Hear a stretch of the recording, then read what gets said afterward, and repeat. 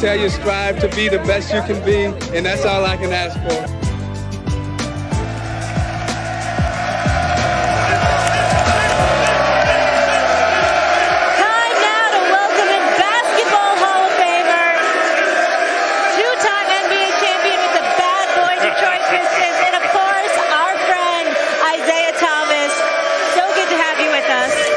Thank you. It's good to be here. And of course, always check out his champagne Shoreline. It is phenomenal. Yes. Oh, thank you. Thank you for the plug. Why are you here, man? Why are you here, man? I'm here just to set the record straight about how you got abused last night, sitting at the table. Not by me, but by Magic Johnson. It was bad. And then you got to tell people about the phone call you got at 3. I got a phone call. I did Stephen's A list yesterday in front of Max and Scottie Pippen, my all-time Stephen A all-star list. I had MJ, I had Steph Curry, I had Shaq, I had LeBron and Durant. And I got a call from somebody who will remain nameless, a GOAT, who will remain nameless, that just abused me. And then last night, at the Wayne Wade shindig, I didn't know Magic was there. I left him off the list. And so you had to walk in the room where it happened? It was bad. I tried to tell him. It was bad. I didn't know that Magic could jump on me like that. Magic, wasn't very nice. And he Bird, just and laughing. Hakeem. He was laughing at me the whole time. Bird and Hakeem. Say it with me. Magic, Bird, and Hakeem on that list. You met the Magic that we play against last night. See, you used to dealing with the friendly, nice Magic smile. Oh, Stephen A. But when you met you met Irvin last night. I will confess, I personally have never met that guy until last night. Hey, Stephen A., all I'm trying to say is, I hear where you coming from, but you just gonna ignore this. Hey, you just gonna ignore that. Where's your basketball card? In public with Pat Riley on his shoulder like this. Yes. Hey. I said, damn, this is a bad day. It was a bad day. It was a bad night. And then he got up and dropped the mic on you, walked away from the table. Oh. It was bad. What'd you do? What could I do? I couldn't say this Magic Johnson. No, it was Irvin. It was Irvin. It was Irvin. Magic could be on your show later. Go ahead, Max. I mean, I'm still recovering. What I didn't understand is you don't even have much more shooting with Steph, KD, and Shaq, because Bird can shoot it, Hakeem can shoot it better than Shaq. Steph shoots it better than Magic, right? But fate of the universe, Game 7, Magic in his prime. I don't mean first couple years Magic. I mean when he got a better shot. You mean Irvin. Magic in his prime. Game 7, clock ticking down. Who do you want taking the last shot? Who do you want with the ball in his hands your team's trying to win? Steph Curry, the greatest shooter ever, or Magic Johnson? Well, you asked the question, who do I want with their ball in the hand, right? And that's Magic Johnson.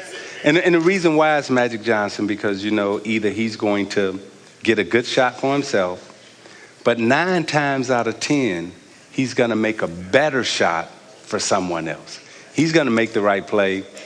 He's the smartest player I've ever played against. And, in terms of reading the defense, understanding the defense, if Tom Brady is the quarterback, the smartest quarterback in the game right now, then Magic Johnson, when we were playing, definitely was the smartest player. Is LeBron the name that comes to mind when a question is asked who reminds you most of Magic Johnson today, or is there somebody else? He would probably be the closest thing, but he scores the basketball at a phenomenal rate, much more than Magic Johnson did. His passing ability is similar to Magic's. His understanding and his intelligence of the game is similar to Magic. However, the only thing that I say about LeBron James that's different than any other NBA player that we're talking about in terms of GOATs, I still don't know where this dude learned how to play basketball. Like, who was his coach? Okay, Magic Johnson played for Hall of Fame coaches. Michael Jordan played for Hall of Fame coaches. I played for Hall of Fame coaches. Kareem Abdul-Jabbar played from Hall of Fame coaches. This dude came from high school, dropped out of nowhere, And I don't know how That he is got. phenomenal. I do not know where he got this basketball knowledge Had from. he been with a truly great coach his whole career, he'd be even better, you would think, than he is. But it is what it is. It happened how it happened. The game has not done enough for LeBron James. And what I mean, from a coaching standpoint, the game has done him a disservice because we had this phenomenal talent that wasn't coached by the greatest coaches ever. Let me ask you this. I agree with that. I agree with that. So no doubt. when you look No at doubt. when you look at LeBron, when you look at Kobe, when you look at Jordan, when you look at Shaq, hey, none of them guys ever won a championship until they met Phil Jackson. That's a good point. No doubt. No, that's I give Belichick a lot of credit for Brady, and who does Aaron Rodgers have? And he's the same thing with LeBron, and he's won championship. Let me ask you this. Why is it, do you think, that Larry Bird, because we were chopping it up before the show, Bird showed up on the Celtics in 79-80, before McHale, before Parrish, before anyone, joined a 29-win team. They add Bird, 61-win team, just like that, won 3 championships, 3 consecutive MVPs in his prime. He's kind of forgotten in all this. And the other one is Hakeem, who I'm mentioning the guy Stephen A. left off the list. Hakeem Olajuwon, as soon as Jordan retired, before he came back, it's like, well, parallel universe. Who's the best player in the league? Hakeem went and got 2 chips. Why have people forgot about Bird especially, and also Hakeem? I think what has happened is when we talk about the greatest players to ever play or the GOATs, it's basically relegated to the wing players. Those are the only players that really enter into discussion. And I don't know why it's been relegated to that position, because we discount the center position and we discount the power forward position. But it's only the wing players now that is really in the discussion of the debate for the greatest players We're ever. here at All-Star Weekend in Charlotte, North Carolina. If you had to make a decision right now, you don't get to wait these last 25, 30 games. You always ask these kind of questions, but okay. What's wrong with that? What's wrong with that? I don't recall you poo-pooing my interviewing skills. No, you usually applaud them. Yeah. This is an interesting question. Yeah, but you just have a way, ain't no wiggle room. That's right. Ain't no wiggle room. So here's the deal. Let's ignore the next 25 games. If you had to make a decision today, who's your league MVP? Harden, PG, Giannis, who? League MVP right now. So I'm gonna put one more in the discussion. Okay, please. The Joker. I'm gonna put the Joker from Denver. Okay. The big boy. I'm gonna put him in the Jokic? discussion. Jokic, yeah. Okay. But if I had to make a decision right now, today, who I'm riding with, I'm gonna go with the Greek Freak. Really? No doubt. Hold on. Let me tell you why I disagree. Why?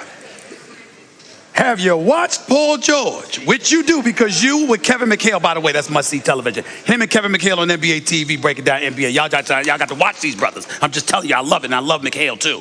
Here's the deal.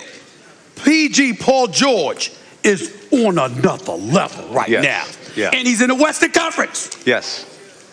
I'm going to ask again. You still going with the Greek Freak? I like what the Greek Freak is doing. However, PG is playing next to a guy getting triple doubles every night. Right? Okay. So I admire what PG is doing, but I also admire what Westbrook is doing and taking a step back, changing his game, altering his game so PG can have the explosion that he's having. So it's a sacrifice, but Westbrook not only has made the sacrifice, but he's made his game a little bit better to tailor it to fit PG's style. Can I not make the same argument about what Budenholzer has done for Milwaukee? Coach of the Year candidate with him and Nate McMillan? That's helped. Giannis has it not. Well, you can't compare Nate McMillan and Coach Bud in terms of what they've done. Okay. Because Nate McMillan, in my opinion, has done a significantly much better job with less. I agree. It's amazing what Bud since has done. Oladipo's gone down what he's done with that team. And then when you look what Nate McMillan did last year with the Pacers. He's my coach of the year. If you give Nate McMillan the Greek Freak with the Indiana Pacers, hey, Another it's a level. little different, yes. Isaiah, so good to have you with us. And I also want to mention, he'll be working with Mark Spears and NABJ, and you're going to be awarding a scholarship every year Yes. for sports and entertainment. Thank you. Applaud you for doing that. That's wonderful. Support a